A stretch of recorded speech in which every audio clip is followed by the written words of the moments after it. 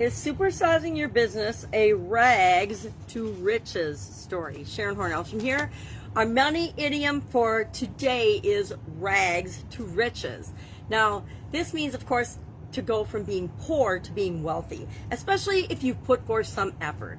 Horatio Alger wrote over 130 books, best-selling books of the time between 1834 and 1899, based on this theme. Charles Dickens is not only an example of a rags to riches person. He started out as nothing and ended up being a rich author, and at least 3 of his works were about rags to riches stories. Think of the American immigrant story. They're littered with rags to riches stories. Fairy tales, Cinderella, Ratatouille, Aladdin, rags to riches stories.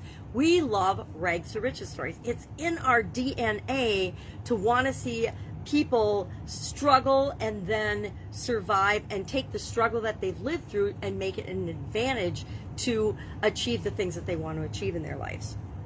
All of us, any of us who have started our own business, have had some struggles that we've had to overcome. Might not be true rags to riches, unless, of course, you're on the internet, and then everybody's got a rags to riches story, right? Everybody was depressed and suicidal. Not everybody, but you understand.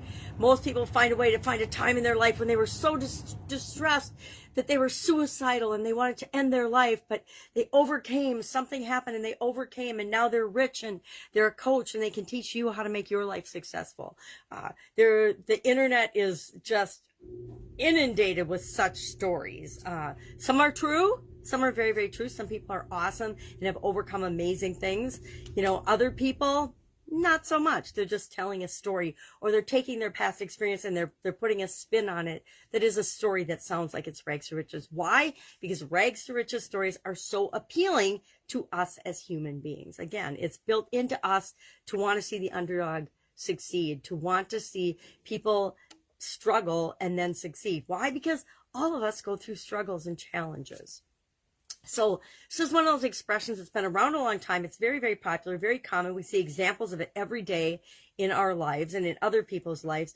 Any employee that started out, we're all born, we have experiences, and then we die. That is really a rags to riches story for almost all of us, unless you're born with a silver spoon in your mouth, unless you're born into a wealthy family. That doesn't happen. My father was a rags to riches story. He was born in much poverty and created an incredible life for himself and for my sisters and myself and my mom and us kids. And for a lot of other people, he had a positive impact on literally tens of thousands of people through his efforts. Again, he came from an immigrant family. So many rags to riches stories do. So, I think J.K. Rowling is one of my favorite. Arnold Schwarzenegger, Leonardo DiCaprio, Oprah Winfrey, Steve Jobs. I mean, we could go on and on and on. Elon Musk. There's so many people that were born just like the rest of us. We were just born, and then we decide what we're going to make of our life. So I'm curious, is your business, the one that you're growing and supersizing, does that have a rags to riches component? Did you start out with very little or nothing? Or, did you just start out with an idea? What is your rags to riches story? Curious to hear those today. Share in the comments below. Maybe someday I'll share mine. I'm not sure I'm a true rags to riches. I always, of course, I've had hardships and challenges along the way.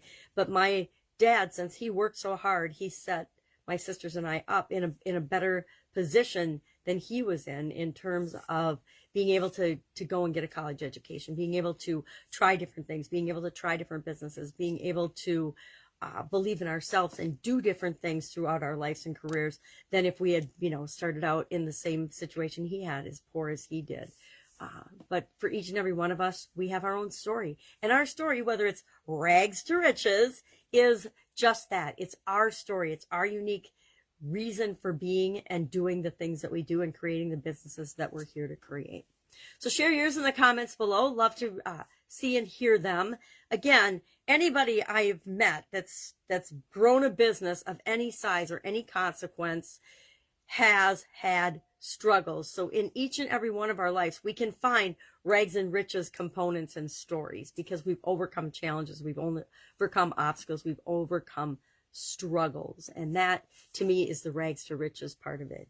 And that's what causes us to create and have the businesses that we want to supersize, is that we have overcome, and it means that we want to help other people so that they can overcome and create the lives that they want as well. We want to be an example for them. All right, have an awesome day. I will, of course, be with you tomorrow with another money idiom for the month of November.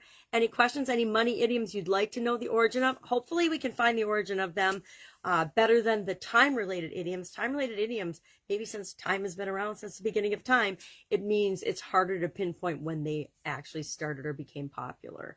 Remember, the internet's only been around for a couple of decades, and so the ability to track things and keep track of information is changing massively now, but it wasn't always that way.